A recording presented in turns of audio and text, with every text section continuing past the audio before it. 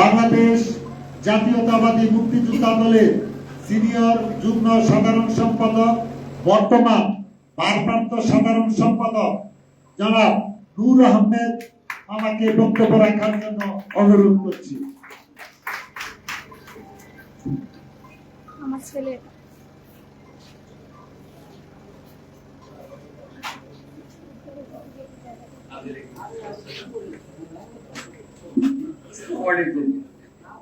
সম্মানিত সভাপতি ও উপস্থিত আমার মুক্তিযোদ্ধা ভাইয়েরা এবং আমার সামনে মুক্তিযোদ্ধা বসে আছেন, তাদেরকে আমার মুক্তিযোদ্ধার পক্ষ থেকে আন্তরিক অভিনন্দন ও সংগ্রামী অভিনন্দন জানাচ্ছি।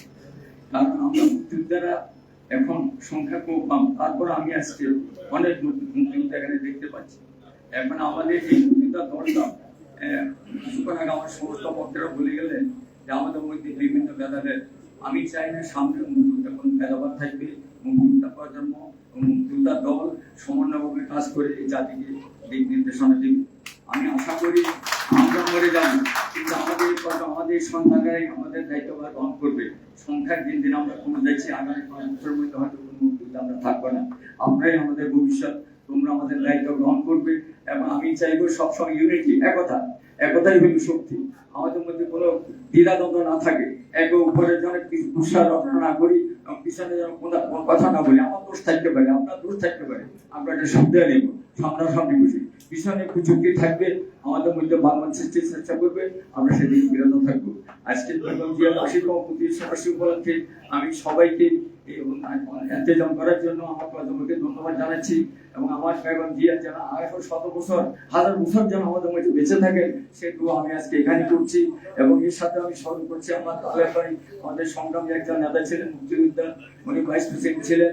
উনি আপনারা জানেন উল্পাস সাহেব, উনি একসময় এমন উনাকে ধমক দিয়েছিলেন টেলিফোনে ধমক দেওয়ার উনি ভয় পেয়ে যায় শেষ পর্যন্ত তারা বলছে গুলি করে মেরে ফেলবেন। যেটা মুক্তিযোদ্ধা আমরা কোন সময় কাম্য নয়, এটা আমরা কোন সময় উল্পাস বা ভুল করতে পারে, আমরা ভুল করতে পারি না। আমি ছোট হতে পারি, আমার জ্ঞান পরিমাণ কম থাকতে পারে, কিন্তু আমি একজনকে বলতে গুলি করে মেরে ফেলবো এটা বলা যায় না। কিন্তু তালেব ভাই পরে এ হয়ে একটা মানে জিডি করেছিলেন, জিডি পর উনি মারা গেছেন। এবং মারা যাওয়ার পরে কেউ ইন্ডিয়ান বাংলাদেশকে খবর দিয়েছিলেন রাত 2টা বাজে যে তালেব ভাই মারা গেছে, একজন সিনিয়র মুক্তিযোদ্ধা। কিন্তু তারা ইন্ডিয়ান পড়ে না, আমি নাম বলতে চাই, তাদেরকে খাটো করতে চাই না, তাদের হয়তো নিবুদ্ধি দেয় না, তাদের বুদ্ধির অভাব ছিল। যাই হোক, আজকের মুহূর্তে আমি ওনাকে স্মরণ করছি। আপনারা সবাই ওনার জন্য, তালেব ভাইয়ের জন্য দোয়া করবেন, এই কথা আমি রাখছি। আর আগামী দিন আমরা চলার পথে প্রস্তুতি হতে পারে, আপনারা সবাই ক্ষমা দৃষ্টিতে দেখবেন।